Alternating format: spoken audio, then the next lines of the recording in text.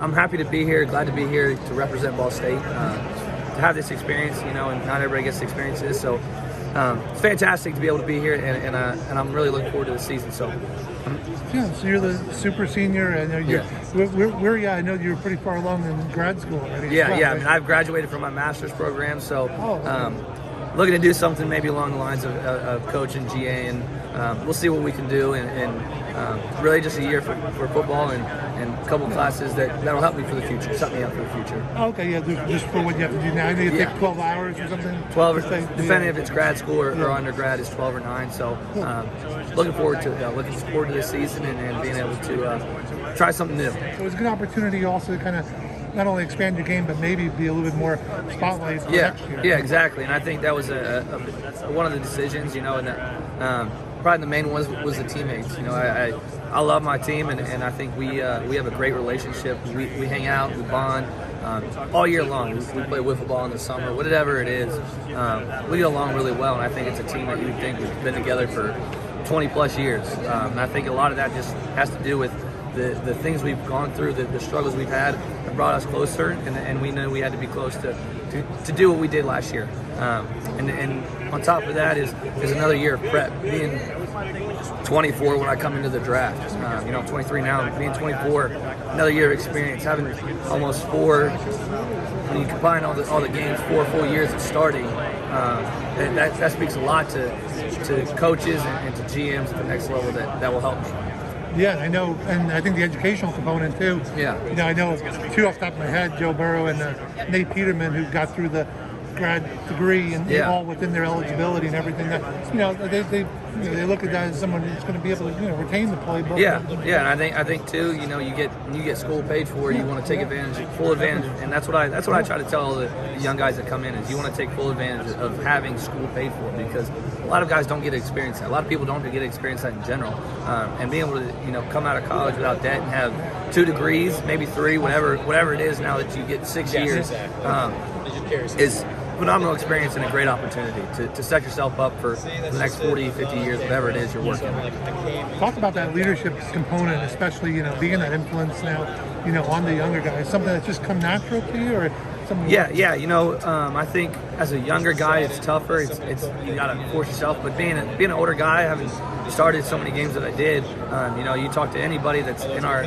program that's 5th or 6th year senior, it's just a natural thing that comes. You see the guys that are older that when you were a freshman, what they did, you learn from them what to do, what not to do, and I think you take that on as you get older. You get more knowledge, and I think that's just when you as just a person in general. The more people you see as leaders, the more you're going to grow as a leader.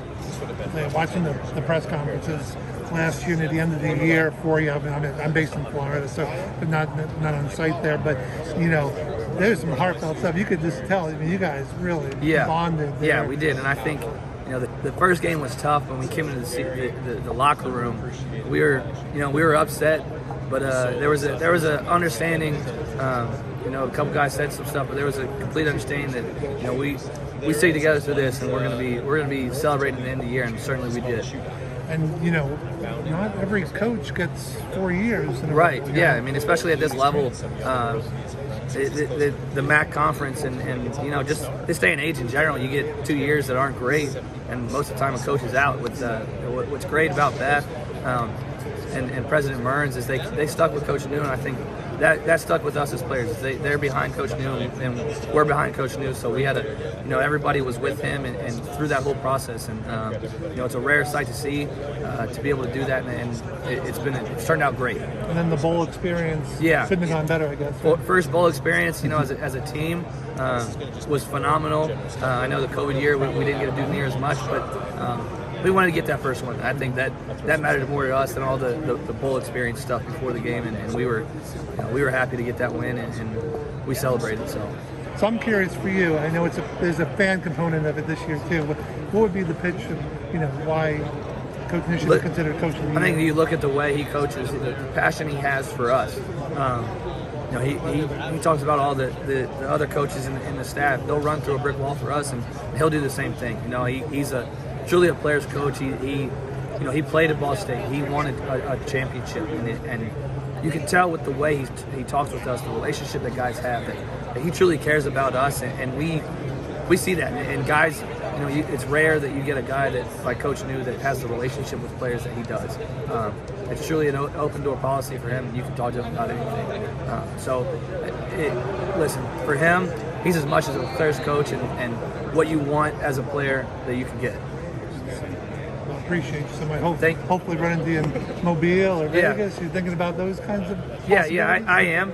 That's always it's a goal of mine, but the ultimate goal for me is winning the MAC championship again. And we have a saying that we can run it back, but New Year's 6 is our goal. And in order to get that from where we're at, we need to win 12 games to go to the MAC championship, win that, and get to New Year's 6. So when we say New Year's 6, it incorporates MAC championship, MAC conference, and every game that we play. So we're excited about this season.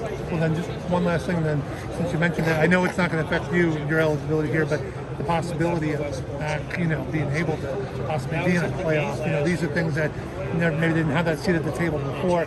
Got to be excited for the future, and maybe the guys are freshmen. Obviously you always wish that you had that opportunity. But I think I'm happy that it's coming up, and I'm glad. I'm very in support of it. I think that's you look at every level from high school to the pros. Everybody but Division 1A is doing it. I think that it gives guys that are underdogs a chance to get into it. So you see every year you see somebody from college basketball they get in by the winning that last game of their tournament. And going in, they win 2-3 games, and I think it gives an opportunity for teams from this conference, from any group of 5 to have that opportunity to play a big school and upset them. You see it every year that they upset it early in the year.